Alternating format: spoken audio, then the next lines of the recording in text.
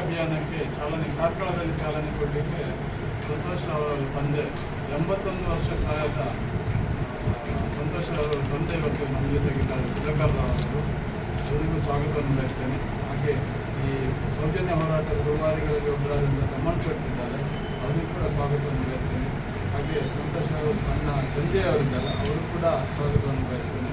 ಹಾಗೆ ವಿನಯ್ ಶೆಟ್ಟಿ ಅವರಿದ್ದಾರೆ, ಅವರಿಗೂ ಕೂಡ ಸ್ವಾಗತವನ್ನು ಬಯಸ್ತೇನೆ. ಹಾಗೆ ಸದಾನಂದ ಶೆಟ್ಟಿ ಅವರಿದ್ದಾರೆ, ಅವರಿಗೂ ಕೂಡ ಸ್ವಾಗತವನ್ನು ಬಯಸ್ತೇನೆ. ನನ್ನ ಹೆಸರು ದಿನೇಶ್ ಗಾಣಿಗ ಅಂತ, ಮಾನವ ಹಕ್ಕುಗಳ ಸಂಸ್ಥೆಯ ಕಾರ್ಯದರ್ಶಿಯಾಗಿ ಕೆಲಸ ಮಾಡ್ತಿದ್ದೀನಿ. ಸೌಜನ್ಯ ಹೋರಾಟದಲ್ಲಿ ನಾನು ಕೂಡ ಭಾಗಿಯಾಗಿ ಹೋರಾಟ ಮಾಡ್ತೀನಿ. ಇವತ್ತಿನ ದಿನ ಸುಮಾರು 11-12 ವರ್ಷಗಳ ನಿರಂತರ ಸೌಜನ್ಯ ಹೋರಾಟ ಆಗಿ ಸಂತೋಷ್ ರಾವ್ ನಿರಪರಾಧಿ ಅಂತ ಯಾವಾಗ ಸಾಬೀತಾಯಿತು 11-12 ತಿಂಗಳಿಂದ ಹೋರಾಟಗಳು ನಡೀತಾ ಇದೆ. ಈ ಮಧ್ಯೆ ಚುನಾವಣೆ ಬಂದಿದೆ. ಯಾವ ರಾಜಕೀಯ ಪಕ್ಷಗಳು ಕೂಡ ನಮಗೆ ಸಹಾಯ ಮಾಡದಿರುವಂಥ ಸಂದರ್ಭದಲ್ಲಿ ನೋಟಾ ಅಭಿಯಾನಕ್ಕೆ ನಾವು ಒತ್ತು ಕೊಟ್ಟು ಆ ಹೋರಾಟವನ್ನು ಮಾಡ್ತಾ ಇದ್ದೀವಿ. ಈ ಹೋರಾಟದಲ್ಲಿ ಈ ಒಂದು ಸಮಸ್ಯೆ ಅನುಭವಿಸಿದಂಥ ಸುಧಾಕರ್ ಅವರು ಅವರ ಸಮಸ್ಯೆ ನೋವುಗಳನ್ನು ಮತ್ತು ನೋಟಾ ಅಭಿಯಾನದ ಜಾಗೃತಿಯನ್ನು ಇವತ್ತು ನಿಮ್ಮೊಂದಿಗೆ ಹಂಚಿಕೊಳ್ಳುತ್ತಿದ್ದಾರೆ. ಅವರು ತಮ್ಮ ಅನಿಸಿಕೆಗಳನ್ನು ಹೇಳಬೇಕಾಗಿ ಕೇಳಿದರು.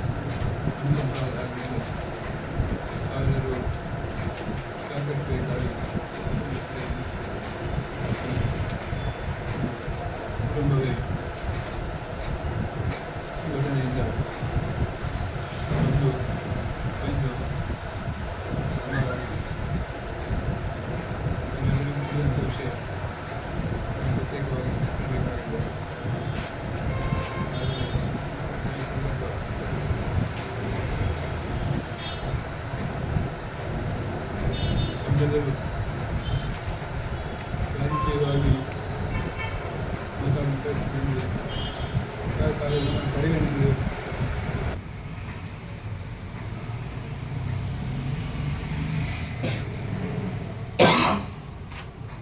ಸಹಕಾರವನ್ನು ನೀಡುವುದು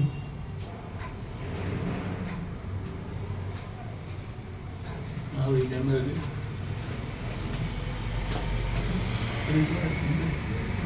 ಇಲ್ಲ. ದೇವರಿಗೆ ಎಂದಿಗೆ ಸರಿ ಶಕ್ತಿಯನ್ನು ಕೊಟ್ಟು ಅವನೇ ಎಂದು ಆಶೀರ್ವದಿಸಿಕೊಂಡು ಬನ್ನಿಕೊಳ್ತೇನೆ.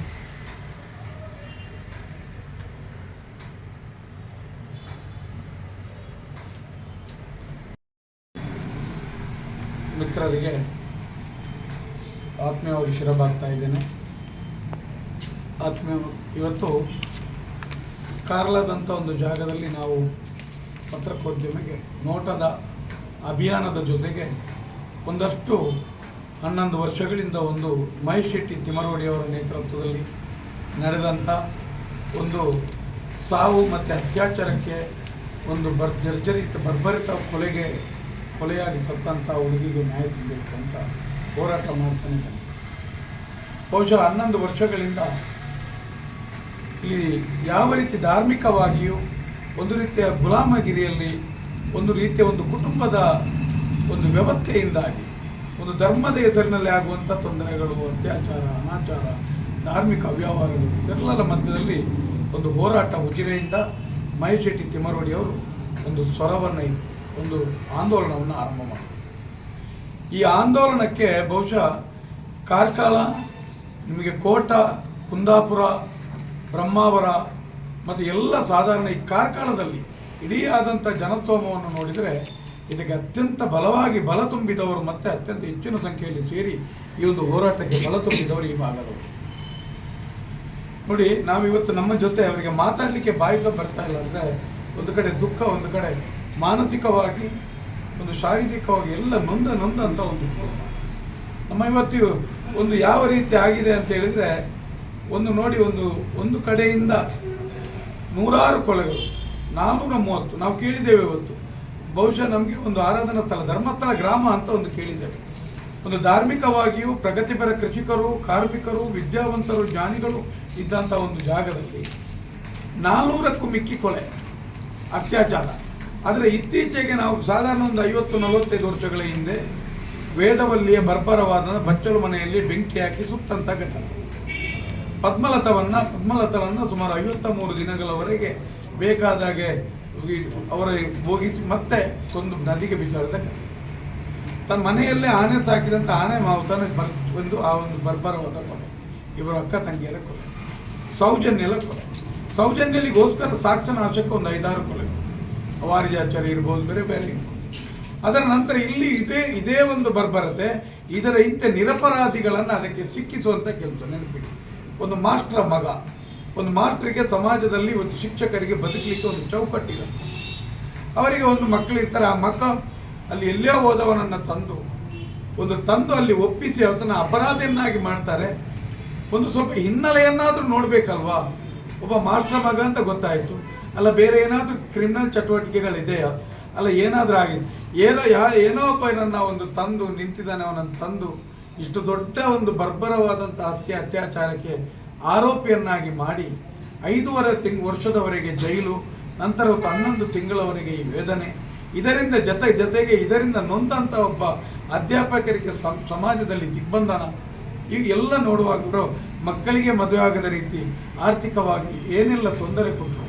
ಒಬ್ಬ ನಿರಪರಾಧಿಯನ್ನು ಅಪರಾಧಿಯನ್ನಾಗಿಸಿ ಆ ಇಷ್ಟು ದೊಡ್ಡ ವಿಚಾರಕ್ಕೆ ಅವನನ್ನು ಹಾಕಿ ಒಂದು ಕುಟುಂಬವನ್ನೇ ಬಲಿ ತೆಗೆದು, ಅಷ್ಟು ಅಲ್ಲಿ ಬರ್ಬರವಾದ ಅತ್ಯಾಚಾರ ಆದಾಗೆ ಇಲ್ಲಿ ಒಂದು ಕುಟುಂಬವನ್ನೇ ಜೀವಂತವಾಗಿ ಬಲಿ ಕೊಟ್ಟಾಗದಂಥ ಈ ಸಮಾಜ ಇವತ್ತು ಈ ರೀತಿಯಾಗಿ ಇಂಥವರ ವಿಚಾರದಲ್ಲಿ ಸಮಾಜ ಇವತ್ತು ಮಾತನಾಡುವುದಿಲ್ಲ.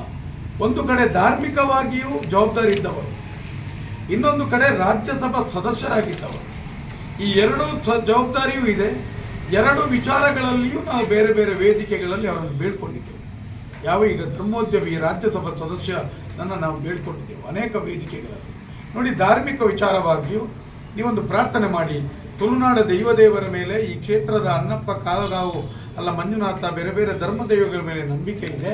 ನೀವು ನಡೆಯಲ್ಲಿ ಒಂದು ಪ್ರಾರ್ಥಿಸಿ, ಇದನ್ನು ಯಾರು ಮಾಡಿದ್ದಾರೆ ನಮಗೂ ಗೊತ್ತಿಲ್ಲ, ಮಾಡಿದ ಆರೋಪಿಗಳನ್ನು ನೀವು ಹುಡುಕಿ ಕೊಡುವಂತ ನಮಗೋಸ್ಕರ, ಜನರಿಗೋಸ್ಕರ ಒಂದು ಪ್ರಾರ್ಥನೆ ಮಾಡಿ. ಅದಕ್ಕೂ ಆ ಮನುಷ್ಯ ಮಾತನಾಡದ ಮಂಜುನಾಥನಾಗೆ ಮೌನ ವಹಿಸಿ.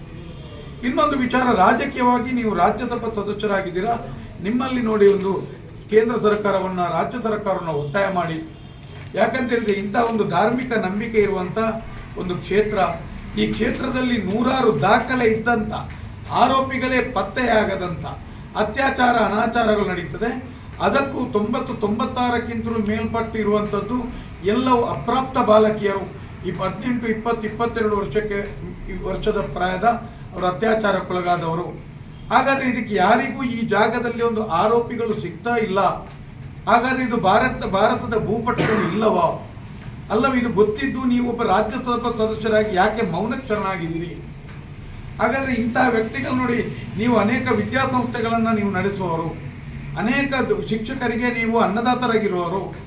ಹಾಗಾದರೆ ಒಂದು ಶಿಕ್ಷಕನ ಮಗನನ್ನು ಇದಕ್ಕೆ ದೂಡಿಯಾಗಿ ನಂತರವಾತ ನಿರಪರಾಧಿಯಾಗಿ ಹೊರಗೆ ಬಂದ ನಂತರವೂ ಆತನೊಬ್ಬ, ನೀವು ಒಂದು ಧಾರ್ಮಿಕ ನಾಯಕರು, ರಾಜ್ಯಸಭಾ ಸದಸ್ಯರಾಗುವ ನಮ್ಮ ಕುಟುಂಬದಿಂದಲೋ ನಮ್ಮ ವ್ಯಕ್ತಿಗಳಿಂದಲೋ ಯಾರಿಂದಲೋ ನೋವಾಯಿದ್ರೆ ಕ್ಷಮಿಸಿ ಅಂತೇಳಿ ಈ ಒಂದು ಅಧ್ಯಾಪಕರನ್ನು ಕರೆಸಿ ಅವರನ್ನು ಒಂದು ಸಾಂತ್ವನದ ನುಡಿಯನ್ನು ಹೇಳುವಂತಹ ಒಂದು ಕಲ್ಲು ಹೃದಯಗಳಾದರೆ ನಾವು ಯಾರ ಹತ್ರ ಹೇಳಬೇಕು? ದಕ್ಷಿಣ ಕನ್ನಡ ಜಿಲ್ಲೆಯನ್ನು ಒಂದು ಸತ್ಯನಾಪುರ ಅಂತ ಕರೀತಾರೆ, ಇಲ್ಲಿ ಅವಳಿ ಜಿಲ್ಲೆಯನ್ನು ಒಂದು ಸತ್ಯದ ನಾಡು ಅಂತ. ಈ ಸತ್ಯದ ನಾಡಿನಲ್ಲಿ ಇಂಥ ಒಂದೊಂದು ಕೇಸುಗಳನ್ನು ಅವರೇ ಮಾಡ್ಕೊಂಡು ಬರೋದು, ನಂತರ ಅದಕ್ಕೆ ಬೇರೆ ನಿರಪರಾಧಿಗಳನ್ನು ಪಾಪದ ಯಾರನ್ನಾದ್ರು ಮನೆಯಿಂದ ತಂದು ಹಾಕೋದು. ಪದ್ಮಲತನ ಕೇಸಲ್ಲೂ ಒಬ್ಬ ಜೀಪ್ ಡ್ರೈವರನ್ನು ತಂದು ಅದಕ್ಕೆ ಆರೋಪಿಯನ್ನೇ ಹಾಕಿಸುವ ಕೆಲಸವನ್ನು ಮಾಡಿದ್ದಾರೆ. ಆಗಿರುವಾಗ ನಾವು ಹೇಳುವಂಥದ್ದು, ಒಬ್ಬ ಧಾರ್ಮಿಕ ನಂಬಿಕೆಗಳು ಮನಸ್ಸಿನ ಪ್ರಸನ್ನತೆಗೆ, ನಂಬಿಕೆಗೆ ಇರುವಂಥ ಒಂದು ನಂಬಿಕೆಯ ಜಾಗದಲ್ಲಿ ಇವತ್ತು ಬಿಳಿ ಬಟ್ಟೆಗಳನ್ನು, ಪೇಟಗಳನ್ನು ವೇಷಧಾರಿಯಾಗಿ ತಿರುಗ್ತಾರೆ. ಇವರ ಒಳಗಡೆ ಇಷ್ಟು ಕ್ರೂರತೆ ತುಂಬಿದೆ. ಅದಕ್ಕೆ ನಾವೇನು ಮಾಡಬೇಕು? ಧರ್ಮಗಳು ಈಗ ನಮ್ಮ ನೋಡಿ, ಇಂತೆಲ್ಲ ನೋವುಗಳನ್ನು ನಾವು ಇಟ್ಕೊಂಡು 11 ವರ್ಷಗಳಿಂದ ಈ ಹೋರಾಟಗಳು ನಡೀತಾ ಇದೆ. ಹಾಗಾದರೆ ಹೋರಾಟಕ್ಕೆ ಜೀವ ಬರಲಿಲ್ವೋ? ಬಂದಿದೆ. 11 ವರ್ಷಗಳ ನಂತರ ಯಾವಾಗ ಮಹೇಶ್ ಶೆಟ್ಟಿ ತಿಮರೋಡಿ ಅವರು ಈ ಒಂದು ಹೋರಾಟವನ್ನು ಕೈಗೆತ್ತಿಕೊಂಡ್ರು, ಇದರ ನಾಯಕತ್ವವನ್ನು ವಹಿಸಿದ್ರು, ಜವಾಬ್ದಾರಿ ತೆಗೆದು, ಅದರ ನಂತರ ಸೌಜನ್ಯ ಪ್ರಕರಣದ ನಂತರ ಆ ಭಾಗದಲ್ಲಿ ಎಲ್ಲಿಯೂ ಒಂದೇ ಒಂದು ಅತ್ಯಾಚಾರ ಕೊಲೆಗಳು ನಡೀಲಿಲ್ಲ. ಹಾಗಾದರೆ ಇದು ಯಾರಾದ್ರೂ ಕೇಳುವವರಿದ್ರೆ ಇದು ನಿಲ್ತದೆ ಅಂತ ಆಯ್ತಲ್ವಾ? ಧ್ವನಿ ಎತ್ತಿದ್ರೆ ಆಗ್ತದಲ್ವಾ? ಮತ್ತೆ ಆ ಕ್ಷೇತ್ರದ ಬಗ್ಗೆ ಆಗಲಿ, ಆ ವ್ಯಕ್ತಿಗಳ ಬಗ್ಗೆ ಆಗಲಿ, ಆ ಒಂದು ಯಾರು ಈಗ ರಾಜ್ಯಸಭಾ ಸದಸ್ಯನ ಕುಟುಂಬದ ಬಗ್ಗೆ ಇವತ್ತಿನವರೆಗೆ ಜೀವ ಇತ್ತು ಯಾರೂ ಸ್ವರ ಎತ್ತಿದ್ದಿಲ್ಲ. ಎತ್ತಿದವನು ಬದುಕಿದ ಇತಿಹಾಸವೂ ಇಲ್ಲ. ಹಾಗಾದರೆ ಇದೆಲ್ಲಕ್ಕೆ ಉತ್ತರ ಏನು?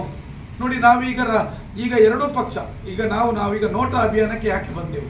ನೋಟಾ ಎಂಬುದು ಮೇಲಿನ ಯಾರು ನಮಗೆ ಇಷ್ಟ ಇಲ್ಲ, ನಮ್ಮ ನೋವಿನ ಕತೆ, ನಮ್ಮ ನೋವಿನ ಪ್ರತಿಭಟನೆಯ ರೂಪದಲ್ಲಿ ನಾವು ಇದನ್ನು ನೋಡಲಿಕ್ಕೆ ನಾವು ನೋಟಾ ಅಭಿಯಾನಕ್ಕೆ ಬಂದೆವು. ನೋಟಾ ಅಭಿಯಾನ ಇವತ್ತು ಸೌಜನ್ಯ ಒಂದು ಈ ಪ್ರಕರಣದಿಂದ ಈ ಒಂದು ವಿಚಾರದಿಂದ ಇವತ್ತು ಜನರಿಗೆಲ್ಲರಿಗೂ ಅದರ ಬಗ್ಗೆ ಒಂದು ಅಭಿಯಾನದ ರೂಪದಲ್ಲಿ ನಾವು ವಿಚಾರ ಬಂದು ಮನದಟ್ಟಾಗಿದೆ. ನೋಟಾ ಎಂಬುದು ಮೇಲೆ ಕಾಣಿಸಿದಂಥ ಯಾರು ನಮಗೆ ಬೇಕಾಗುವ ರೀತಿಯಲ್ಲಿ ಸಹಕರಿಸಲಿಲ್ಲ. ಇವರು ಯಾರು ನಮಗೆ ಆಯ್ಕೆಗೆ ಯೋಗ್ಯರಲ್ಲ ಅಂತ ತೀರ್ಮಾನ ಮಾಡುವಂಥ. ಹಾಗಾದರೆ ಮುಂದಿನ ದಿನಗಳಲ್ಲಿ ನೋಟ ಎಷ್ಟು ಕೆಲಸಗಳು ಮಾಡ್ತದೆ ಅಂತ ಹೇಳಿದರೆ, ಬಹುಶಃ ರಾಜ್ಯ ಈಗ ಪಂಚಾಯತಿ ಚಿಕ್ಕ ಚುನಾವಣೆಗಳಲ್ಲಿ ಭಾರಿ ದೊಡ್ಡ ಕೆಲಸಗಳು ಮಾಡಬಹುದು. ಯಾಕಂತ ಹೇಳಿದರೆ, ನನ್ನ ಮನೆಯ ಕೆಲಸ ಮಾಡಲಿಲ್ವೋ ನೀವು, ನಮ್ಮ ಏರಿಯಾದ ಕೆಲಸ ಮಾಡಲಿಲ್ವೋ, ನಾನು ನೋಟಕ್ಕೆ ಹಾಕ್ತೇನೆ ಅಂದಾಗ ಕೈಕಾಲಿನ ಒಂದು ಜಾಗೃತಿ ತರುವ ರೀತಿಯಲ್ಲಿ ನೋಟ ಬಂದಿದೆ. ಹಾಗಾದರೆ ಇವತ್ತು ನೋಟಕ್ಕೆ ನಾವು ಯಾಕೆ ಬಂದಿದ್ದೆವು? ಇದು ಒಂದು ನೋಟ ಅಭಿಯಾನದಿಂದ ಮಹೇಶ್ ಶೆಟ್ಟಿಯವರಲ್ಲ, ಯಾರಾದರೂ ಬೇರೆ ಯಾರು MP MLA ಆಗಲಿಕ್ಕೆಲ್ಲ, ನಾವು ಯಾರು ರಾಜಕೀಯ ಆಶಯಗಳಲ್ಲ. ಹಾಗಂತೇಳಿ ನಾವು ರಾಜಕಾರಣಿಗಳಲ್ಲ.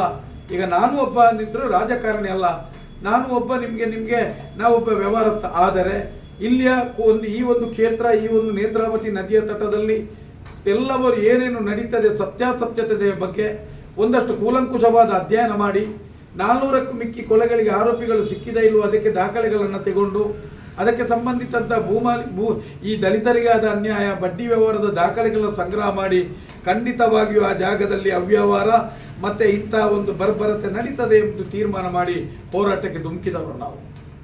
ಇವತ್ತು ನೋಡಿ, 446ಕ್ಕಿಂತ ಸಾಧಾರಣ ಸಂತೋಷರಾವ್ ನಿರಪರಾಧಿಯ ನಂತರ 48ಕ್ಕೂ ಹೆಚ್ಚು ಈ ಧವಳಿ ಜಿಲ್ಲೆಗಳಲ್ಲಿ ನಡೆಯಿತು. ಕರ್ನಾಟಕದ 100ಕ್ಕೂ ಹೆಚ್ಚು ಆಂದೋಲನ ಸಭೆಗಳು ನಡೆದವು.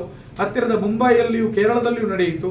ನೀವು ನೆನಪಿಡಿ, ಒಂದೇ ಒಂದು ದಿನ ಇಲ್ಲಿಯ ಸಂಬಂಧಿತವಾದಂಥ ಜವಾಬ್ದಾರಿಯುತವಾದಂಥ ರಾಜ್ಯಸಭಾ ಸದಸ್ಯರಿರ್ಬೋದು, ಅಲ್ಲ MP ಗಳಿರ್ಬೋದು, ಶಾಸಕರಿರ್ಬೋದು, ಒಂದೇ ಒಂದು ದಿನ ಆ ವೇದಿಕೆ ಹತ್ರ ಬಂದು ವ್ಯಕ್ತಿಗಳನ್ನು, ಅಲ್ಲ ನಮ್ಮ ಸಂಬಂಧಪಟ್ಟ ಮಹೇಶ್ ಶೆಟ್ಟಿಯವರನ್ನ, ಸೌಜನ್ಯನ ಮನೆಯವರನ್ನು ಸೌಜನ್ಯಕ್ಕಾದರೂ ಭೇಟಿ ಮಾಡಲಿಲ್ಲ ಅಂದರೆ ನಮಗೆ ನೋಟ ಇವತ್ತು ಅನಿವಾರ್ಯ, ಹೌದಾ ಅಲ್ವಾ ಅಂತ ಇರುವಂಥದ್ದು.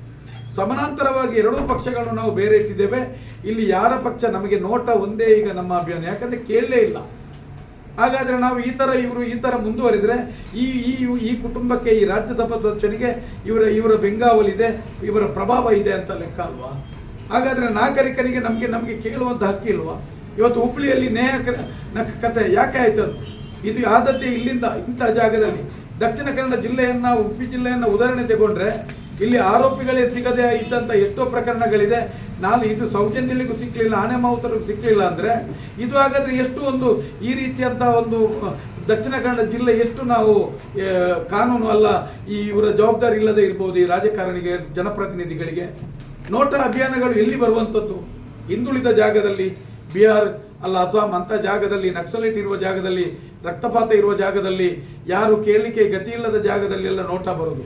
ಇವತ್ತು ನೋಟಾ ಅಭಿಯಾನ ಇಲ್ಲಿ ಬಂದಿದ್ದರೆ, ನೋಟಕ್ಕೆ ಜನರು ಒಲವು ತೋರಿಸಿದರೆ, ಇವತ್ತು ಲಕ್ಷಾಂತರ ಜನರು ನೋಟದ ಹಿಂದುಗಡೆ ಕಾರ್ಯಕರ್ತರು ಕೆಲಸ ಮಾಡೋದಾದರೆ ಖಂಡಿತವಾಗಿ ಇದಕ್ಕೆ ಮಹೇಶ್ ಶೆಟ್ಟಿ ಆಗಲಿ, ಸಂತೋಷರವರ ತಂದೆ ಆಗಲಿ, ಈ ಹೋರಾಟಗಾರರಾಗಲಿ ಜನರಲ್ಲ.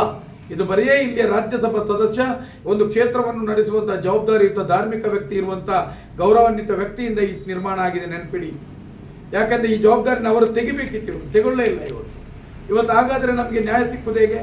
ನೋಡಿ, ಎಲ್ಲ ವಿಚಾರದಲ್ಲಿ ನೋಡಿ, ಇಲ್ಲಿ ನಾವು ಧಾರ್ಮಿಕವಾಗಿಯೂ ಇಲ್ಲಿಯ ಜನರು ಮೋಸ ಹೋಗ್ತಾ ಇದ್ದಾರೆ, ಒಬ್ಬ ಕಾನೂನಿನ ವಿಚಾರದಲ್ಲಿ ಇಂಥ ವಿಚಾರಗಳಲ್ಲೂ ಮೋಸ ಹೋಗ್ತಾರೆ. ನಾವು ಎಲ್ಲವೂ ಧರ್ಮ ಧರ್ಮ ಧರ್ಮ ಅಂತ ಹೇಳ್ಕೊಂಡು ಹೋದರೆ ಇನ್ನು ಪರಿಸ್ಥಿತಿ ಹೇಗಿರ್ಬೋದು? ನಾವು ಯಾರನ್ನು, ಯಾವ ರಾಜಕಾರಣಿಯನ್ನು ದೂರದಲ್ಲ, ಯಾವ ರಾಜಕಾರಣಿಗಳ ಮೇಲೆ ವೈಷಮ್ಯ ಇಲ್ಲ, ಯಾವ ಪಕ್ಷಗಳ ಮೇಲೆ ವೈಷಮ್ಯ ಇಲ್ಲ. ನೆನಪಿಡಿ ನಿಮಗೆ, ಪುತ್ತೂರು ಸೌಮ್ಯ ಭಟ್ ಇರ್ಬೋದು, ಕೊಲೆ ಇರ್ಬೋದು, ಅದರಲ್ಲಿ ಅಶ್ರಫ್ ಎಂಬವನನ್ನು ಕೊಂದ ಅದರಲ್ಲಿ ಒಬ್ಬ MLA ಆದ MP ಆದರೂ ಸಂಘಟನಾ ಆದ ಇವತ್ತಿಗೂ ಅಶ್ರಫ್ ಸಿಗಲೇ ಇಲ್ಲ. ಅದರ ನಂತರ ಅಕ್ಷತಾ ಮತ್ತು ಸಮೀರ್ ಅಂತ ಒಂದು ಕೊಲೆ ಆಯಿತು, ಅಲ್ಲಿಯೂ MLA MP ಆದರು. ಇಲ್ಲಿ ಕಾರ್ಕಳದಲ್ಲಿಯೂ ನಿಮ್ಗೆ ನೆನಪಿಡಿ, ನಿಮಗೆ ಸುಚರಿತಾ ಏನೋ ಒಂದು ನಿಮಗೆ ಒಂದು ಮರ್ಡರ್ ಆಗಿತ್ತು, ಅದರಲ್ಲೂ ಒಂದು MP MLA ಆದರು. ನಾನು ಹೇಳುವಂಥದ್ದು, ಇವರು ಅದರನ್ನು ಹಿಡ್ಕೊಂಡು ನೀವು ಕೆಲಸ ಮಾಡ್ತಾರೆ, ಆದರೆ ಅದಕ್ಕೊಂದು ಕೊನೆ ಕಾಣಿಸುವುದಿಲ್ಲ, ಆರೋಪಿಗಳನ್ನು ಹಿಡಿಯುವುದಿಲ್ಲ. ಈಗ ಇಂಥ ರಾಜ್ಯಸಭಾ ಸದಸ್ಯನ ಜವಾಬ್ದಾರಿ ಇರುವಂತಲೂ ಮಾಡ್ತಾ ಇಲ್ಲ ಅಂತಂದರೆ ನಾವಿನ್ನೇನು ಮಾಡೋದು? ನೋಟಕ್ಕೆ ಅಭಿಯಾನ ಎಲ್ಲ ರೀತಿಯಲ್ಲಿ ಧಾರ್ಮಿಕವಾಗಿಯೂ ನೆನಪಿಡಿ. ನಾವು ನೋಡಿ 40-50 ವರ್ಷಗಳಿಂದ ನಾವು ಒಂದು ಪಕ್ಷ, ಕಾಂಗ್ರೆಸ್ ಪಕ್ಷ ಆಡಳಿತ ಮಾಡಿತ್ತು. ಇವರ ದುರಾಡಳಿತ ಮತ್ತು ಜವಾಬ್ದಾರಿ ಇಲ್ಲದಂಥ ಒಂದು ಇದನ್ನು ರಾಜ್ಯಕ್ಕೆ ಇದೆ ಅಂತೇಳಿ ಇಲ್ಲಿ ಜನರು ತಿರಸ್ಕಾರ ಮಾಡಿದರು. ನಂತರ 11 ವರ್ಷಗಳ ನಂತರ ನಮಗೆ ಭಾರತೀಯ ಜನತಾ ಪಕ್ಷವನ್ನು ಆಯ್ಕೆ ಮಾಡಿದ್ರು. ನಾನು ತಮ್ಮಣ್ಣ ಶೆಟ್ಟಿಯು ಮೋದಿಗೆ ವೋಟ್ ಹಾಕಿದ್ದು ನೆನಪಿಡಿ. ಈ ಸಲ ಮಾತ್ರ ನಾವು ನೋಟಕ್ಕೆ ಹೋಗ್ತಾ ಇದ್ದೇವೆ. ಯಾಕಂದರೆ ನೋವಿನ ಕತೆ, ನೋವಿಗೆ ನಾವು ಮೋದಿಜಿಯವರೆಗೂ ನಾವು ಹೇಳಿದ್ದೇವೆ, ನಾವು ದಯವಿಟ್ಟು ನೀವು ಬೇಜಾರು ಮಾಡಬೇಡಿ, ನಿಮ್ಮ ವ್ಯಕ್ತಿತ್ವದ ಮೇಲೆ ನಮಗೆ ನಂಬಿಕೆ ಇದೆ, ಅಧಿಕಾರದ ಮೇಲೆ ನಂಬಿಕೆ ಇದೆ. ಆದರೆ ಯಾಕಂತ ಹೇಳಿದ್ರೆ ಒಂದು ದೇಶದ ಜವಾಬ್ದಾರಿಯುತ ವ್ಯಕ್ತಿ ಬೇಕು ಅಂತ ನಾವು ಕೊಟ್ಟವರು. ಯಾಕೆ ನಿಮಗೆ ಕೇಳಲಿಕ್ಕೆ ಆಗಲಿಲ್ಲ? ನಿಮಗೆ ಮನ್ ಕಿ ಬಾತ್ ಯಶಸ್ವಿಯಾಗಿ ಕಾರ್ಯಕ್ರಮ ಇದು, ಒಂದು ದಿನ ಮನೆಯ ಬಗ್ಗೆ, ಮೈಶಕ್ತಿಯ ಬಗ್ಗೆ ಎಲ್ಲ 100 ಕೊಳೆ ಬಗ್ಗೆ ಮಾತಾಡಲಿಲ್ಲ, ನಿಮಗೆ ಮಾತಾಡಬಹುದಿತ್ತು. ನಾನು ಹೇಳುವಂಥದ್ದು, ಈಗ ನೋಡಿ, ಮೊನ್ನೆ ವಿಚಾರದಿಂದ ಮೋದಿಜಿಯವರು ನಮಗೆ ಇನ್ನಷ್ಟು ನೋವು ಬಂತು. ಯಾಕಂತ ಹೇಳಿದ್ರೆ ನೆನಪಿಡಿ ನೀವು, ಇಲ್ಲಿ ನೋಡಿ, ಇಲ್ಲಿ ನೀವು ಮೊನ್ನೆ ಬಂದ್ರಿ, ಸರಿ, ಪ್ರವೀಣ್ ನೆಟ್ಟದವರ ತಾಯಿಯನ್ನು ಕರೆಸಿದ್ರಿ, ಖುಷಿ, ಒಳ್ಳೆ ವಿಷಯ. ನೀವು ಯಾಕೆ ತಾರತಮ್ಯ ಮಾಡಿದ್ರಿ?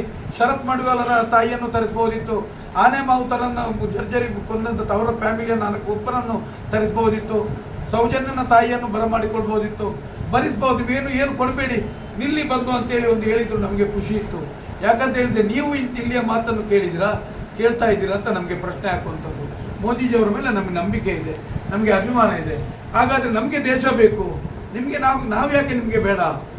ಇಲ್ಲಿ ಕೇಳ್ತಾ ಇದ್ದಾರೆ, ಈಗ ಪ್ಯಾಂಪ್ಲೆಟ್ ಹಿಡ್ಕೊಂಡು ಎಲ್ಲ ಹಿಡ್ಕೊಂಡು ಹೇಳ್ತಾರೆ, ದೇಶ ಕಟ್ಟಬೇಕು, ನೀವು ಕೊಡೋದಿದ್ರೆ ದೇಶ ಕೊಟ್ಟೋದಂದರೆ ಬರೀ ಕಪ್ಪುಗಲ್ಲು ಕೆಂಪುಗಲ್ಲಿನಿಂದ ಕಟ್ಟೋದಲ್ಲ. ದೇಶ ಕಟ್ಟುವುದಂದ್ರೆ ವಿದ್ಯಾನಂದ ಚೆನ್ನೈಯವರು ಒಂದು ಭಾರತ ದರ್ಶನ ಏನು ಹೇಳಿದ್ದಾರೆ? ಭಾರತ ಎಂದರೆ ಉದ್ದ ಗುಣಿಸುವ ಅಗಲದ ಭೂಪಟವಲ್ಲ, ಭಾವ ರಾಗ ತಾಳಗಳ ಮಿಲನ ಭಾರತ ಅಂತ ಒಂದು ಎಲ್ಲವೂ ಸೇರಿದರೆ, ಹಾಗಾದರೆ ಇಲ್ಲಿ ಸಂಸಾರ ಮಾಡಲಿಕ್ಕೆ ಅಲ್ಲ, ಸಂಸಾರ ಬೆಳೆಸಲಿಕ್ಕೆ ಸ್ತ್ರೀಕುಲವನ್ನೇ ನಾಶ ಮಾಡ್ತಾರೆ. 96 ಮಿಕ್ಕಿ ಅಪ್ರಾಪ್ತ ಬಾಲಕರನ್ನು ಕೊಲೆ ಮಾಡ್ತಾರೆ, ಅತ್ಯಾಚಾರ ಮಾಡ್ತಾರೆ. ನೀವು ನಂಬ್ತೀರಾ ಬಿಡ್ತೀರಾ? ಇಲ್ಲಿರುವಂಥ ಇದೇ ಧರ್ಮೋದ್ಯಮಿಗೆ ಸಂಬಂಧಪಟ್ಟ ರಾಜ್ಯಸಭಾ ಸದಸ್ಯನ ಎಷ್ಟೆಷ್ಟು ವಿದ್ಯಾಸಂಸ್ಥೆಗಳಿದೆ, ಅಲ್ಲಿಂದ ಎಲ್ಲ ಶಾಲೆಯ ವಿದ್ಯಾರ್ಥಿನಿಗಳಿಗೂ ಸಾಧಾರಣ ಮೊನ್ನೆಯವರೆಗೂ ಇತ್ತೀಚೆಗೆ 3 ಪೋಕ್ಸೋ ಪ್ರಕರಣ ದಾಖಲಾಯಿತು, ನೆನಪಿಡಿ. ಅದರೊಳಗಡೆ ಇರುವಂಥದ್ದು ಜಿಹಾದಿ ಮೆಂಟಾಲಿಟಿ ಅವರು. ನೋಡಿ, ಮೊನ್ನೆಯವರೆಗೂ 7ನೇ ಕ್ಲಾಸಿನ ಹುಡುಗಿಗೆ ಬ್ಲೂ ಫಿಲ್ಮ್ ತೋರಿಸಿ 20 ಮಕ್ಕಳಿಗೆ ತೋರಿಸಿದ ಒಬ್ಬ. ಅದರ ಮುಂಚೆ ಒಂದು ಪೋಕ್ಸೋ ಆಯಿತು. ಅದರ ಮುಂಚೆ ಒಬ್ಬರು ನಿಮಗೆ ಸುಸೈಡ್ ಮಾಡಿಕೊಂಡು ವಿದ್ಯಾರ್ಥಿನಿ ಸತ್ತರು. ನೆನಪಿಡಿ ನಿಮಗೆ ಅದರ ಕಥೆ. ನಿಮಗೆ ದಾಖಲೆಗಳಿಲ್ಲದ ಒಂದು 22 ಕುಟುಂಬಗಳು ನಮ್ಮನ್ನು ಸಂಪರ್ಕ ಮಾಡಿದ್ರು. ಇವರು ದಿನ ಅಲ್ಲಿಯ 1991ನಲ್ಲಿ ಒಬ್ಬ ಅಲ್ಲಿಯ ಪ್ರೊಫೆಸರ್ ಸಮೇತ ಅವನ್ನೇ ಒಳ್ಳೆಯ ಹುಡುಗಿ ಬಂದರೆ ಚಿಕ್ಕದನಿ ದೊಡ್ಡದನಿಗೆ ತಿಳಿಸುವಂಥ ಕೆಲಸಗಳಿತ್ತು. POನಿಂದ ಇರುವಂಥ ಎಲ್ಲ ಪಿಂಪುಗಳು.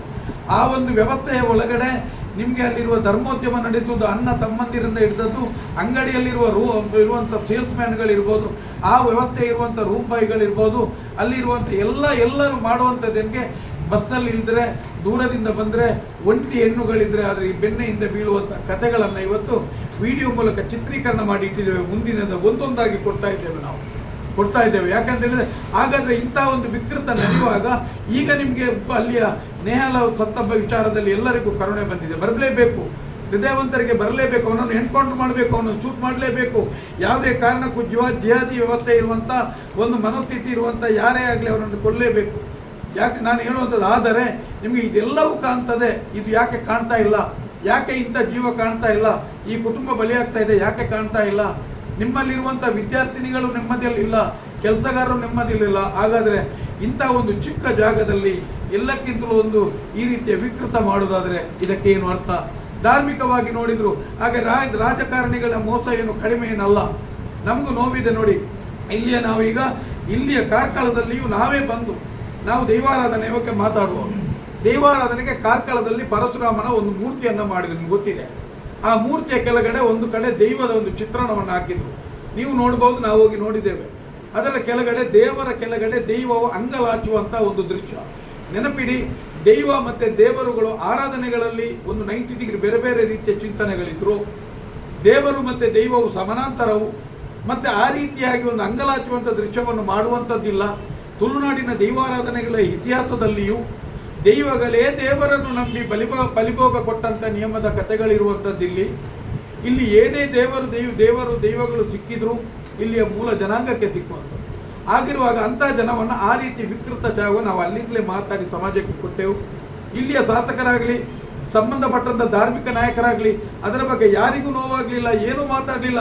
ಆದರೂ ಇವರು ಧಾರ್ಮಿಕ ನಾಯಕರು, ಆದರೂ ಇವತ್ತು ಜನಪ್ರತಿನಿಧಿಗಳು ಇವತ್ತು ನಾನು ಹೇಳುವಂಥದ್ದು, ಪರಶುರಾಮನ ಮೂರ್ತಿಯನ್ನು ಮಾಡಿದರು, ಪರಶುರಾಮನನ್ನು ನಾವು ಒಪ್ತೇವೆ, ಪರಶುರಾಮನನ್ನು ನಾವು ನಂಬ್ತೇವೆ, ಪರಶುರಾಮನನ್ನ ಒಂದು ಯುಗಕ್ಕೆ ಹೆಸರಿಟ್ಟಿದ್ದಾರೆ. ನೆನಪಿಡಿ, ಒಬ್ಬ ಮಹಾತ್ಮ ಮತ್ತು ಒಬ್ಬ ಅತ್ಯಂತ ಪರಾಕ್ರಮಿಯಾದಂಥ ಒಬ್ಬ ಪರಶುರಾಮ. ವಿಷ್ಣುವಿನ ಅವತಾರ ಇರುವಂಥ ರಾಮನವರಿಗೆ ಗೌರವ ಇದೆ, ವಿಷ್ಣುವಿನ ಅವತಾರ ಇರುವಂಥ ಇನ್ನೊಂದು ಪರಶುರಾಮನ ಬಗ್ಗೆ ಗೌರವ ಇಲ್ಲ. ನೋಡಿ, ಅವರು ನಾನು ಮಾಡಿದಾಗ ಮಾಡಿದವರಿಗೆ ಗೊತ್ತಿರಬೇಕಲ್ಲ ಇದು ನಕಲಿ ಅಂತ. ಒಬ್ಬ ಯಜಮಾನನಿಗೆ ಗೊತ್ತಿದ್ದು ಕೂಡ ವೇದ ಪಾರಾಯಣಗಳಾಗಲಿ, ಪೂಜೆ, ಧಾರ್ಮಿಕ ವಿಧಿವಿಧಾನಗಳಾಗಲಿ ಎಲ್ಲ ಮಾಡಿಕೊಂಡಾಗ ಸಮಾಜವನ್ನು ಮೋಸ ಮಾಡ್ತಾರೆ ಇವರು. ನಾನು ಹೇಳುವಂಥದ್ದು ಇದೆಲ್ಲ ನಮ್ಮ ನೋಟದ ಪ್ರಶ್ನೆಗಳು. ನಾವು ಯಾರನ್ನು ಪ್ರಶ್ನೆ ಮಾಡೋದಿಲ್ಲ. ಮತ್ತು ನಾವು ಏನಾದರೂ ಹೇಳಿದರೆ, ಏನಾದರೂ ನಿಮಗೆ ವಿಚಾರಗಳಿದ್ದರೆ ಇದಕ್ಕೆ ಸಾರ್ವಜನಿಕ ಚರ್ಚೆಗೂ ಸಿದ್ಧ. ಒಂದೇ ಒಂದು ಶಬ್ದಗಳನ್ನ ನಾವು ಒಬ್ಬನನ್ನು ಸೋಲಿಸಲಿಕ್ಕೋಸ್ಕರ ಸುಳ್ಳು ನಿರ್ಮಾಣ ಮಾಡಿ, ಮರುಸೃಷ್ಟಿ ಮಾಡಿ, ತೇಜೋಮಡಿ ಮಾಡುವಂಥ ಕೆಲಸಗಳನ್ನು ನಾವು ಮಾಡ್ತಾ ಇಲ್ಲ. ಹಾಗಾದರೆ ಇದು ಎಲ್ಲವನ್ನು ಕೇಳುವವರಿದ್ದರೆ ರಾಜಕೀಯ ಪಕ್ಷಗಳು ಇವರೊಳಗಡೆ ಬೇಕಿದ್ರೆ, ಈಗ ಮೊನ್ನೆ ನಾವು ಕೇಳುವಂಥದ್ದು, ಈಗ ನಮ್ಮ ಮಂಗಳೂರಿನ ಅಭ್ಯರ್ಥಿ, ಅಲ್ಲಿ ನಾವು ಹೋಗಬೇಡಿ, ಯಾರ ಮೇಲೆ ಸಂಬಂಧ ಇಡಬೇಡಿ ಅಂತ ನಾವು ಹೇಳುವಂಥದ್ದು ಹೋಗಲಿ. ಅಲ್ಲಿ ಹೋದಂಥ ಈ ವ್ಯಕ್ತಿಗೆ ಯಾಕೆ ಇಲ್ಲಿ ಸೌಜನ್ಯನ ಮನೆಗೆ ಬರಲಿಕ್ಕೆ ಆಗಲಿಲ್ಲ, ಮಾತಾಡಲಿಕ್ಕೆ ಆಗಲಿಲ್ಲ? ಅಲ್ಲಿ ಬಂದಂಥ ತಿಮ್ಮರೋಡಿ ಅವರ ಮನೆಗೆ ಒಂದು ಬರ್ಬೋದಲ್ಲ? ಬೇಡ, ಇಲ್ಲಿಯ ಶಾಸಕರೇ ತಿಳ್ಕೊಳ್ಳಿ. ಈಗ ನಿರಪರಾಧಿಯ ತಂದೆ ಆ ಮನೆಗೆ ಒಂದು ದಿನ ಇಲ್ಲಿಯ ಸ್ಥಳೀಯ ಶಾಸಕರು ಬಂದರ, ಒಂದು ದಿನ ಭೇಟಿ ಮಾಡಿ ಸಾಂತ್ವನ ಹೇಳಿದ್ರ? ಅಪರಾಧಿ ಇರುವಾಗ ಹೇಳಲಿಕ್ಕೆ ಆಗುದಿಲ್ಲ. ಬೇಡ, ನಾವು ಕುಪ್ಪುಂದೂರಲ್ಲಿ ಅತಿ ದೊಡ್ಡ ಇಡೀ ಒಂದು ಕಾರ್ಕಳದಲ್ಲಿ ಆದಂಥ ಒಂದು ಸಭೆ, ಇಡೀ ಈ ಒಂದು ಹೋರಾಟದ ದಿಕ್ಸೂಚನೆ ಬದಲಾಯಿಸಿದಂಥ ಒಂದು ಇತಿಹಾಸ ನಿರ್ಮಾಣ ಮಾಡಿದ ಕುಪ್ಪುಂದೂರಿನ ಸಭೆ. ಆ ಸಭೆಯಲ್ಲಿ ನಾವು ಬಂದಿದ್ದೇವೆ, ಎಲ್ಲ ಆಯಿತು.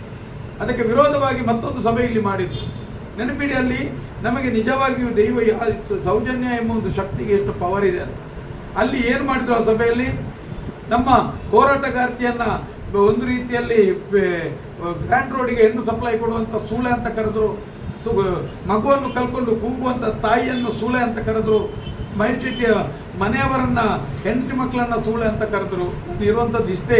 ಇಂಥ ಸಂಸ್ಕಾರ ಇಲ್ಲದ ಜಾಗದಲ್ಲಿ ಇಲ್ಲಿಯ ಶಾಸಕ ಹೋಗಿ ಅಲ್ಲಿ ಹೋಗಿ ಮಾತಾಡ್ತಾನೆ, ಸಭೆಯಲ್ಲಿ ಮಾತಾಡ್ತಾರೆ ಅಂದರೆ ಏನಿದೆ, ಎಲ್ಲಿ ಹೋಯ್ತು ನಮ್ಮ ಧರ್ಮ ಅಂತ ಕೇಳುವಂಥದ್ದು ಇವರಿಗೆ. ಎಲ್ಲಿ ಹೋಯ್ತು ನಮ್ಮ ಧರ್ಮ? ನಾವು ಸನಾತನ ಧರ್ಮವನ್ನು ಪರಿಪಾಲನೆ ಮಾಡ್ಬೋದು, ನಮಗೆ ನಂಬಿಕೆ ಇದೆ. ಅಂತ ಇರುವಂಥ ಒಂದು ಸನಾತನ ಧರ್ಮದಲ್ಲಿ ಗೆದ್ದು ಬಂದವನು ಬರೇ ಒಂದು ಕ್ಷೇತ್ರದ ಹಣದಿಂದ ಅಲ್ಲಿಂದ ಕಪ್ಪ ತೆಗೆದು ಹೋಗಿ ಮಾತಾಡ್ತಾನೆ ಅಂದರೆ ಎಷ್ಟು ಧೈರ್ಯ ಬೇಕು ಇವರಿಗೆ? ಅದು ಬಿಡಿ, ಇಲ್ಲಿಯ ವಿದ್ಯಾಸಂಸ್ಥೆಗಳಿಗೆ ಸೇರಿದಂಥ ಅನೇಕ ದೊಡ್ಡ ದೊಡ್ಡ ಕೈಗಳೆಲ್ಲ ಅಲ್ಲಿ ಇದ್ರು. ಆದರೆ ಒಂದು ನೆನಪಿಡಿ, ಯಾರು ಏನೇನು ಇಲ್ಲಿ ತಡೆದ್ರು ಇವತ್ತಿನವರೆಗೆ ಈ ಒಂದು ಹೋರಾಟವನ್ನು ಜೀವಂತವಾಗಿಟ್ಟಿದ್ದೇವೆ. ಮುಂದೆಯೂ ಜನರಿಗೆ ನೋಟ ಅಭಿಯಾನದ ಮೂಲಕ ಇಲ್ಲಿ ಒಂದು ಖಂಡಿತವಾಗಿ ಒಂದು ವ್ಯವಸ್ಥೆ, ಒಂದು ಕ್ರಾಂತಿ ಆಗತ್ತೆ ಅಂತ ನಮಗೆ ನಂಬಿಕೆ ಇದೆ. ಪ್ರತಿಯೊಬ್ಬರಿಗೂ ಇದನ್ನು ಪ್ರಶ್ನೆ ಮಾಡಿ ಅವರವರ ನೋವುಗಳನ್ನು ನೋಟದ ಮುಖಾಂತರ ಮುಂದಿನ ದಿನ ಒಂದು ಖಂಡಿತ ಜನರಿಗೆ ತಿಳಿಸ್ತಾರೆ. ಅದಕ್ಕೋಸ್ಕರ ಇಷ್ಟೆಲ್ಲ ವಿಷಯಗಳನ್ನು ನಾವಿವತ್ತಿಟ್ಟು ನೋವಿನ ಕಥೆಯಾಗಿ ನೋಟವನ್ನು ಮಾಡಿದ್ದೇವೆ.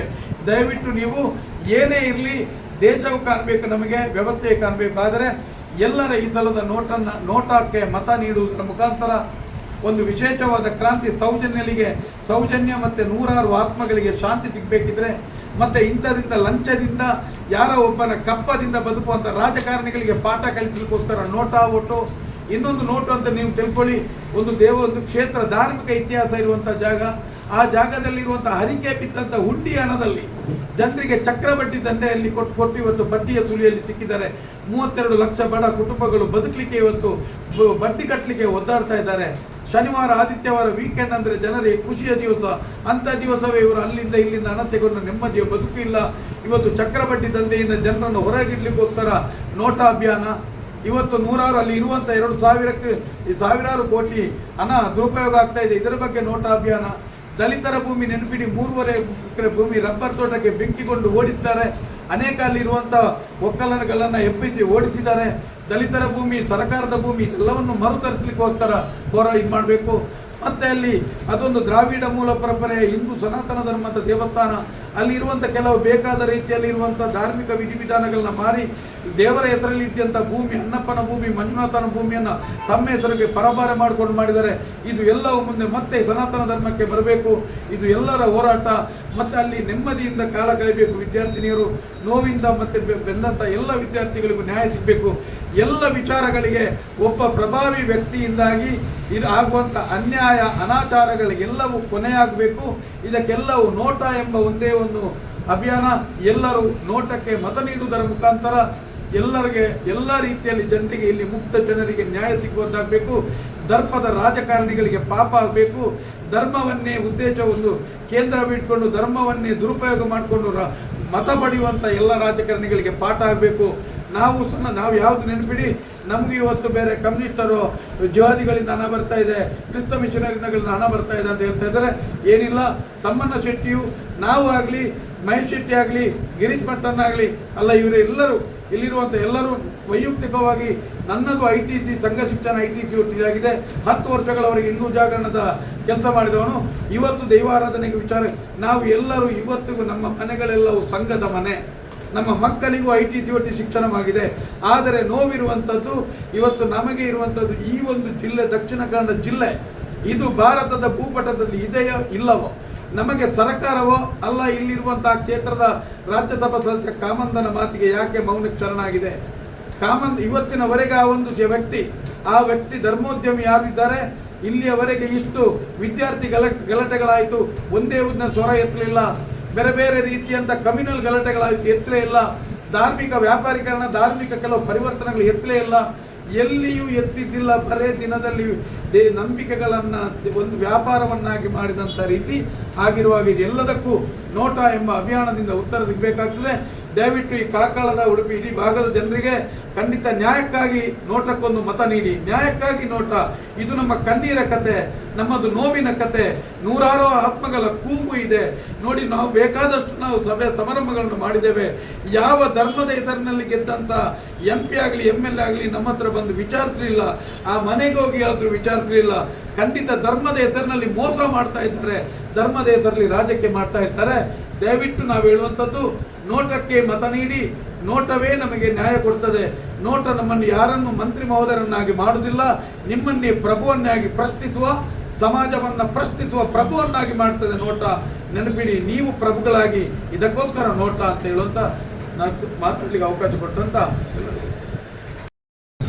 ಒಂದು ಕಡೆ ನಮ್ಮ ಹೋರಾಟವನ್ನು ಜೀವಂತವಾಗಿರಬೇಕು. ಕೇಳಿ, ನ್ಯಾಯ ಸಿಕ್ಕುವುದಂತ ಹೇಳಿದೆ, ನ್ಯಾಯವೇ ಸಿಕ್ಕುವುದಂತಲ್ಲ. ನೋಡಿ, ಈಗ ನ್ಯಾಯ ನಮಗೆ ಕೋರ್ಟಲ್ಲಿ ಸಿಗ್ತದೆ. ಹೋರಾಟಗಳಿದೆ. ಈಗ ಅಯೋಧ್ಯೆ ಮಂದಿರ ಇದೆ, ಅಯೋಧ್ಯೆ ಕೋರ್ಟಲ್ಲಿತ್ತು, ಆದರೂ ಹೋರಾಟಗಳು ನಿಲ್ಲಿಲ್ಲ, ಹೋರಾಟ ಆಗಿತ್ತು.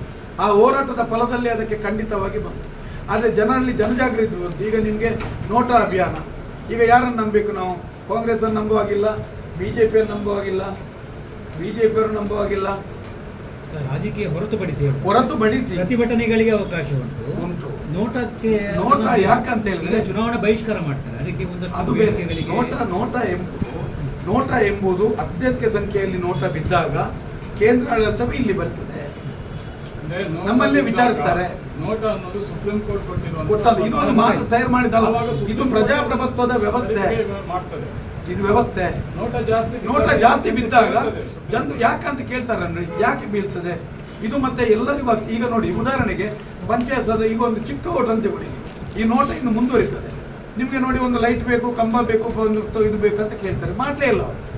ಒಂದು 10 ಮನೆಯವರು ಸೇರಿ ನಿಮ್ಗೆ ಹೇಳ್ತಾರೆ, ನಮ್ಮ ಕೆಲಸ ಆಗದಿದ್ರೆ ಮುಂದಿನ ದಿನ ನಾವು ನೋಟಕ್ಕೆ ಅಲ್ಲ, ಕೆಲ ಕಡೆ ಚುನಾವಣಾ ಬಹಿಷ್ಕಾರ ಇರ್ತದೆ. ಅದು ಬೇರೆ, ಬೇಡಿಕೆ ಅದಲ್ಲ. ಈಡೇರಿಲ್ಲ ಇದು ನಿಮಗೆ ಅನ್ನೋದಕ್ಕೆ ಬಹಿಷ್ಕಾರಗಳಿರ್ತವೆ. ನಿಮಗೆ ಕೆಲವು ವರ್ಷಗಳ ಹಿಂದೆ ಮತದಾನದಿಂದ ಉಲ್ಲಂಘನೆ ಆಗ್ತದೆ. ಉಲ್ಲಂಘನೆ ಇದಲ್ಲ, ಅದು ಉಲ್ಲಂಘನೆ ಆಗುದಿಲ್ಲ.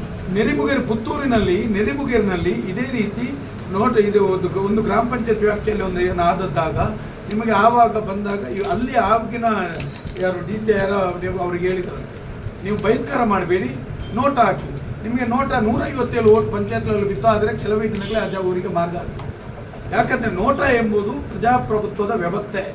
ನೋಟ ಎಂಬುದು ಇದು ಅಷ್ಟೇ ಮಾನ್ಯತೆಯನ್ನು ಪಡೀತದೆ. ಅತ್ಯಂತ ನೋಟ ಇವತ್ತು ಬಿಹಾರ್ ಮತ್ತು ಬೇರೆ ಬೇರೆ ಕಡೆಗಳಲ್ಲೆಲ್ಲ ನೋಟ ಅಭಿಯಾನ ಆಯ್ತಲ್ಲ, ಎಷ್ಟೋ ಲಕ್ಷಾಂತರ ಕೋಟಿ ಪ್ಯಾಕೇಜಲ್ಲಿ ಬಂತು ಆ ಜಾಗಕ್ಕೆ. ನೋಟ ಅಭಿಯಾನಕ್ಕೆ ಮಹತ್ವ ಇದೆ. ನೋಟ ಎಂಬುದು ಪ್ರಜಾಪ್ರಭುತ್ವದ ಪಕ್ಕಾ ವ್ಯವಸ್ಥೆ. ಇದರ ಮೌಲ್ಯ ಗೊತ್ತಾಗುವುದೇ ನಾಡು. ಸುಪ್ರೀಂ ಕೋರ್ಟ್ ಹೇಳಿದೆ ನೋಟವನ್ನು ಮಾಡಿ. ಹಿಂದಿನ ಚುನಾವಣಾ ಆಯೋಗ ಕೂಡ ಹೇಳಿದೆ ನೋಟನ್ನು ಆದಷ್ಟು ನೀವು ಜನಜಾಗೃತಿಯಾಗಿ ಇದು ಜನಜಾಗೃತಿ ಮಾಡಲಿಕ್ಕಿದೆ. ನಾವು ಜನಜಾಗೃತಿಯಾಗಿ ಈ ವ್ಯವಸ್ಥೆಯನ್ನು ಅನ್ಕೊಳ್ತಾ ಇದ್ದೇವೆ. ಎಲ್ಲರೂ ನೋಟ ಹಾಕಿ ಎಲ್ಲರೂ ನಿಮಗೆ ನೋವಿದ್ರೆ ಯಾರಿಗೆ ನೋವಿದೆ? ಈಗ ಇವರಿಗೆ ನೋವಿದೆ, ಇವರಿಗೆ ನೋವಿದೆ, ನಮಗೆ ನೋವಿದೆ. ಯಾರಿಗೆ ನೋವಿದೆ? ನ್ಯಾಯ ಸಿಗ್ಲಿಲ್ಲ. ನಿಮ್ಗೆ ಯಾರ ಹತ್ರ ಹೇಳಿದ್ರು ಒಪ್ಪುದಿಲ್ಲ, ಯಾಕಂದ್ರೆ ಇದು ಕೇಳಿದ್ರು ಒಪ್ಪುದಿಲ್ಲ. ಒಂದು ಮನೆ ಯಾವುದೋ ಒಂದು ಏರಿಯಾದ ವಿಷಯ ಅಲ್ಲ, ಯಾವ್ದೋ ಮನೆ ರೋಡ್ ಇಲ್ಲ, ಯಾವ್ದೋ ಬಿಲ್ಡಿಂಗ್ ಇಲ್ಲ ಅಂತದಲ್ಲ, ಪ್ರತಿಯೊಂದು ಈಗ 400ಕ್ಕೆ ಮಿಕ್ಕಿ ಅಲ್ಲಿ ಆರೋಪಿ ಸಿಗದೇ ಇರುವಂತ ಪ್ರಕರಣಗಳಿರುವಾಗ ಹಾಗಾದ್ರೆ ನಿಮ್ಗೆ ಅದಕ್ಕೊಂದು ಆರೋಪಿಗಳು ಸಿಕ್ಕುವುದಿಲ್ಲ. ನೀವು ಜನಪ್ರತಿನಿಧಿಗಳು ವ್ಯವಸ್ಥೆ ಮಾಡಬೇಕು, ಅವರು ಮಾಡುವುದಿಲ್ಲ. ಹಾಗೆ ಅದಕ್ಕೋಸ್ಕರ ಇಂಥ ಬೇರೆ ಬೇರೆ ದೇಶದಾದ್ಯಂತ ಸಮಸ್ಯೆಗಳು ಇದ್ದದ್ದರಿಂದಲೇ ನೋಟ ಅಭಿಯಾನವನ್ನ ಅದೇ ಒಂದು ವ್ಯವಸ್ಥೆ, ಪ್ರಜಾಪ್ರಭುತ್ವದ ವ್ಯವಸ್ಥೆಯಾಗಿ ತಂದಿದ್ದಾರೆ. ಅಲ್ಲ, ಇದನ್ನ ಯಾಕೆ ಅಪೀಲ್ ಮಾಡ್ಲಿಕ್ಕೆ ಆಗುದಿಲ್ಲ? ಸರ್ ಎಲ್ಲ ಆಗಿದೆ ಸರ್. ನೋಡಿ ಇಲ್ಲಿ ಸರ್, ಇಲ್ಲಿ 100 ವರ್ಷಗಳಿಂದ ಅವರು ಒಂದು ಭಾವನಾತ್ಮಕವಾಗಿ ಎಲ್ಲರಿಗೂ ಹಣ ಮತ್ತೆ ಹೆದರಿಕೆಯ ರೂಪ ನಿಂತಿದ್ದಾರೆ. ಇವತ್ತಿನವರೆಗೆ ಆ ಕ್ಷೇತ್ರ ಮತ್ತೆ ಆ ವ್ಯಕ್ತಿಯ ಬಗ್ಗೆ ಮರು ಪ್ರಶ್ನೆ ಮಾಡಿದವನು ಬದುಕಿದ ಇತಿಹಾಸ ಇದೆಯಾ? ಒಂದೆರಡು ಪತ್ರಕರ್ತರು ಸತ್ತಿದ್ದಾರೆ, ಒಂದು ನೆನಪಿಡಿ. ನಿಮಗೆ ಅಮೃತ್ ಅವರ ಪರಿಸ್ಥಿತಿ ಹಾಳಾಗಿದೆ. ಪ್ರಶ್ನೆ ಮಾಡಿದಂಥ ಯಾವ ವ್ಯಕ್ತಿಯನ್ನಾದರೂ ಬದುಕಲಿಕ್ಕೆ ಬಿಟ್ಟಿದ್ದಾರ? ಒಂದೇ ಒಂದು ಸ್ವರ ಎತ್ತಿದರೆ ಅದು ಮಹೇಶ್ ಶೆಟ್ಟಿ ತಿಮ್ಮಾರೋಡಿ ಒಂದು. ನಂತರ ರಾಜಕಾರಣಿಯಾಗಿ ಒಬ್ಬರು ಕೆಲಸ ಮಾಡಿದ್ದಾರೆ. ಇವತ್ತಿಗೂ ನಮಗೆ ತೃಪ್ತಿ ಇದೆ. ರಾಜಕಾರಣಿಯಾಗಿ ಟಿ ಬಿ ಜನಾರ್ದನ ಪೂಜಾರಿ ಮಾತ್ರ ಆ ಕ್ಷೇತ್ರದ ಬಗ್ಗೆ ಮಾತಾಡಿದ್ದು ಬಿಟ್ಟರೆ ಯಾರು ಇವತ್ತು ಯಾವ ರಾಜಕಾರಣಿಯೂ ಮಾತಾಡಲಿಲ್ಲ, ಯಾರು ಮಾತಾಡಲಿಲ್ಲ.